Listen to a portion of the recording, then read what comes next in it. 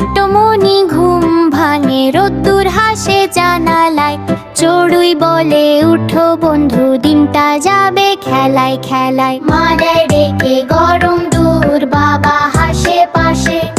মনি বলে আসে office, school যাব আগেই এসে। বই খাতা রং পেন্সিল টেনে কাঁধে, রঙে রঙে ভরে ওঠে তার সুখী ছোট্ট সাধে। মা দেয় ডেকে গরম দুধ, বাবা হাসে পাশে। মনি বলে আসে অফিস, স্কুল যাব আগেই এসে।